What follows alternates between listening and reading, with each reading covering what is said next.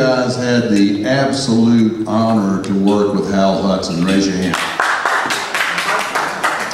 All right, well, I got a Hal Hudson story for you. I directed Hal in this piece called Beyond the Fringe, which was actually the precursor to Monty Python. It was the first original zany British group. In this particular scene that I directed him in studio theater, the two people, David Compton and Dan Conley, were British auditioners for the role of Tarzan in a movie, okay? Hal was the guy auditioning. He said, "What do you want me to do?" I said, "You do whatever you want to do, Hal, because I got a feeling it's going to be okay." Okay, so they're sitting there, the scene opens, the lights come up, the two auditioners are sitting there. Hal comes hopping onto stage with a London Fog jacket on, a British pork pie hat, a cigarette, and one leg. He's auditioning for Tarzan and he's got one leg. So the auditioners are saying, well, it's very fine that you're auditioning. We're happy that you're here. But, and here again, you have a perfectly fine right leg. We have nothing against your right leg. The problem is, neither do you. So Hal says, so what are you saying? And he said, well, we think you're inadequate. So up in the wings, I had a guy dressed as Death playing piano, okay? So he starts vamping, and Hal starts singing, inadequate, inadequate, I'm just a one-legged man, inadequate, inadequate. And that's okay, everybody's howling with laughter. But then the piano player reaches the bridge, and he starts vamping. Hal throws off the London Fog overcoat. And I'm thinking, the director's supposed to be thinking, I hope he hits the key light, hope he remembers the beats in the scene, blah, blah, blah. All I'm thinking is, Hal Hudson is getting ready to tear this stage up. And he did. He threw the jacket off, and he had taped a tap shoe to the stump of the... I don't know how he did it, but he attached the tap shoe to the stump of his left leg, and he starts tapping. Sorta. And then he throws his head back. I can't do a good Hal Hudson, but I'm going to try it. Ah, Ruby Keela! And he starts tapping, and I've lived in Europe, I've lived in America, I've never seen anything funny on an American stage in my life. And he's tapping, and it's insanity, and Hal knows it, and he's having the time of his life. I don't know where you are, man. You left us way too soon, but wherever you are, somebody is howling with joyous laughter. So I directed Jesus Christ Superstar for my master's thesis. And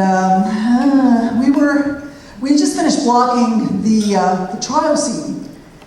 And I had more and more cast members coming up to me confidentially and saying, I really don't want to be in the trial scene. I really don't want to be in the trial scene. One after another kept coming up to me confidentially and telling me this. And after about 7 cast members tell me they don't want to be in the trial scene, I finally get everybody together on stage. And David Huff, who's playing Jesus, is right behind me. And I said, look, I need a full stage for the trial.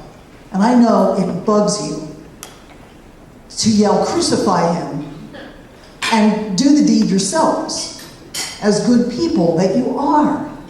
But I need bodies on the stage to yell, crucify him! And I said, David, have you got anything to say? And David Huff steps up and says, guys, I'm going to be back in 3 days. Greetings. I wanted to honor a few people with a short personal story. I grew up in the thriving megalopolis of Sanford, North Carolina, which had a population about the size of this room. Among the people I knew as a child, the first person that ever introduced me to theater was an undergraduate at UNCG at the time. I was in middle school, and he was directing a show in the studio theater here at UNCG in 1974.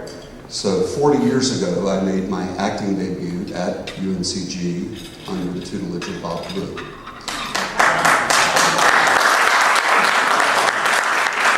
Bob and I, of course, became lifelong friends, and we worked together many, many, many times. Bob's go-to stage manager was another young woman from my hometown, Brucey Lee. Yes. At 16, Bob put forward my application to the North Carolina Governor's School, which I was accepted to and studied drama under the tutelage of Betty Jean Jones. The three of them then coerced me into attending UNCG, and so I came up my senior year to interview and to be toured, and my tour guide was Kelly Prebill. That's all, just wanted to share. Okay. So, do any of you ever heard of a production called The Beeple? Yeah! There you go. It was famous, it was well known in its time, and one of the reasons was because of the outstanding and amazing costumes. And at one point I went into the bathroom in Taylor Theater, the men's room, and there was something, hell is a Beeple costume under a stage light, and whatever, something along those lines. Years later, Tom Bean was biding his time. Just wait. And they did a workshop production of The Beeple, right? And were you John Willie? Tom Bean, that's John Willie.